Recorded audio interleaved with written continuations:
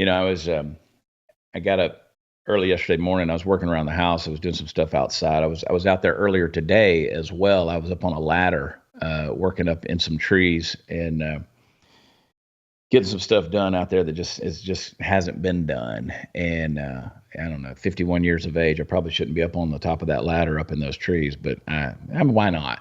Why not? I'm not dead, pretty reasonably healthy.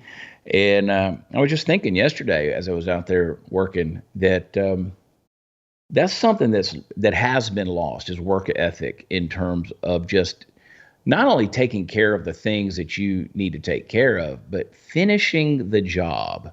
Let me talk to you guys about that for just 1 second before we go into some other news things. That's something that our kids, by and large, and I think all of us are guilty. You can blame it on technology. You can blame it on video games, screen time, television, cell phones, tablets, whatever, the internet, social media. You can blame it on all these things, but at the end of the day, the blame is ours and ours alone. I was telling CJ that when I was a kid, when I was 6 years old in the summertime, my father would take me out on the job sites, put a broom in my hand, and if nothing else, made me sweep up the sawdust when they were framing buildings. And that's what I did for 8 hours of the day. Is 6, 7 years old. I was out there sweeping up job sites.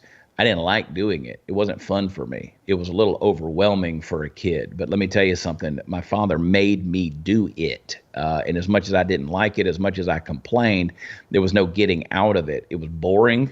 There was nothing, but now we're so afraid of our kids being bored or our kids complaining. And part of the selfishness on our part is we don't want to hear our kids complain. So we shove something in their mouth, or we shove something in their hands, or we send them off somewhere so we don't have to deal with them. And that's bad, because now we have a generation of people, and you're seeing it on our college campuses. You're seeing you're seeing it with these kids out there marching, out there protesting. What you have is a generation of people who have never belonged. They've never fit in. They're awkward. You know why they're awkward? Because they spent their entire life interacting with a thing and not with other people. So whether it was a tablet or a computer, that's why I always joke about when we go out to do these shows, the sound guys, the sound technicians at our live shows are sometimes some of the most awkward people, because they've spent their whole life dealing with soundboards and sound equipment and not others. Musicians can be weird because they've spent all their time shut up in a room with a guitar or playing the drums in the garage by themselves. People like that are just, they're odd. They're a little awkward, right? They're a little spectrumy. They don't know how to interact with each other because we never made them do that. So these kids out there protesting, they have finally found something or a community that will draw them in. All they have to do is chant the right words and get really passionate and drum up some emotions, which, I mean, these are wounded kids anyway, so it's not hard. Those emotions lie pretty close below the surface. And so they don't mind screaming at the sky. They don't mind, yelling in the streets and waving the banners without ever taking up the time to, read a history book or figure out what it is that they're chanting about. And part of the problem is we never introduce them to discipline. We never introduce them to commitment. We never introduce them to endurance and patience. And they don't stick with something because, again, they don't realize there's consequences. There's consequences to marching out there in the street. There's consequences, as we talked about 2 weeks ago, of people who are marching for Hamas, and then they say, you know what, we don't want these people to be employable. There's consequences to those things. They've never been taught consequences. Because when you're playing a video game and you lose your lives, you can start the video game over and all your lives come back. So you don't get to re-up in real life. You don't get to do those things. So as hard as it is, mom, dad, grandpa, grandma, as hard as that is, we really should have introduced kids to the belt and some discipline and a work ethic quicker than we introduced them to PlayStation or Amazon.com. And now we're suffering the consequences. Other countries aren't doing this. We have, let me pull this article up. Brandon, while I'm pulling this article up, how much time? I didn't hit the clock. How are we doing on that? We're good. We got about 5 minutes left. All right, let me hit the clock real quick. We'll do 5 more minutes. There's oh my gosh, where I lost it. Hang on. I'm going to find it. I'm going to find it. I'm going to find it. There it is. There it is. The what's going on with all of the violence happening in our, there it is right there. D.C. Mayor Bowser declares public emergency over youth violence after nearly 100 minors are shot in just 9 months. So Muriel Bowser, who's the mayor of D.C., declared a public emergency in an attempt to address skyrocketing incidents of youth crime and an ongoing opioid problem in the capital city. Isn't that amazing?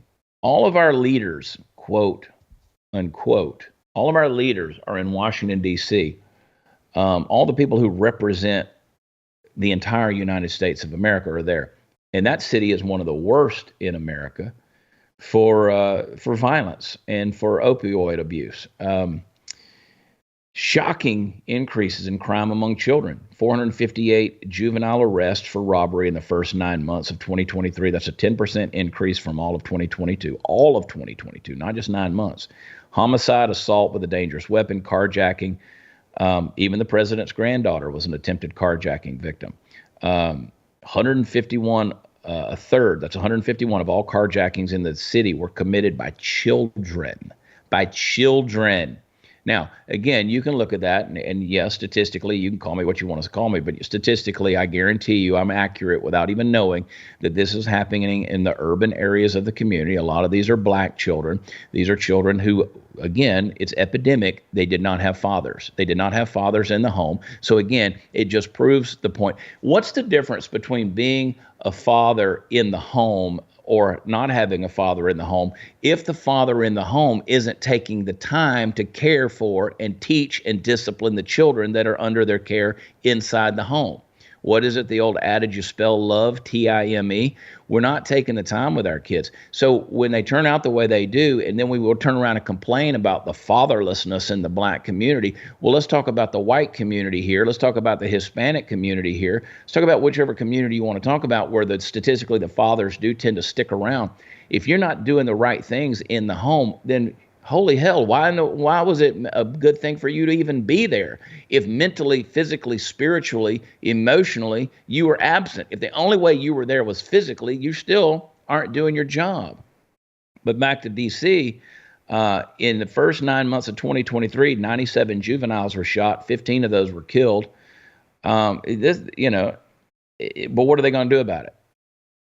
What are they going to do about it? Well, Bowser's recommendation is that the city's going to increase placements in shelter homes, group homes, and supervised facilities, including psychiatric programs as well. They're going to increase substance abuse and trauma counseling for youth. So again, you're doing everything except fixing the family. And again, putting somebody in a program, that's not doing it God's way. That's not doing it compassionately. You're going to farm them out into a system that's going to be run by bureaucrats. You're going to throw money at it. You think that's going to fix the problem? It's not, folks. We have an epidemic problem in this country when it comes to our youth. We've lost a generation, which means we've lost our country because, as Ronald Reagan says, freedom is just, one generation away from extinction. So here we go. If we've raised a generation of people who are willing to be good little socialists and let the government give them cradle-to-grave care, then what do you think is going to happen when they are technically the ones who are in control and you have, quote, taken your retirement? So we're screwed. We're screwed. And it's already happened. It's already happened in the spiritual. It's already happened in the metaphysical, if you will. Now it's just waiting for it to flesh itself out, and that's just going to happen within the next 10 years. I mean, America's done for. We can't fight our enemies. We can't defend ourselves. We can't defend our homes. We can't even take care of the kids that's been entrusted to us. We can't keep our kids off the street. We can't even keep our kids from shooting each other. Can't keep our kids from taking drugs and getting overdosed with fentanyl. Because again, they've been discipled by Taylor Swift and Jay-Z, and you fill in whoever, they've gotten their entertainment from the Kardashians, and they want to be social media influencers rather than out there with a real work ethic. It really pisses me off, but that's the world we have. That's the world we have. And you say, well, Chad, you're no better. Bullshit. I am better. I did a lot better. And that's why I sang that song. Sing my song, Beat That Ass. You can go look it up. Chad Prather, Beat That Ass. Check it out. And I've got a verse in there that says, I put my kids up against anybody. Yeah, they're not perfect, but I know what they're doing. I know what they're doing, and I know their work ethic, and I know their passion, and I know their drive, and I know their hustle, because we instill that in them. So yeah, we did do it. No, my children are children of divorce, but we still took the necessary steps, the work to put in to still parent those kids, and now they're adults and they're doing great, and they know the values. It's not that hard to do, guys. It's work. It's work. But I promise you, the end result is far better than what we're about to experience.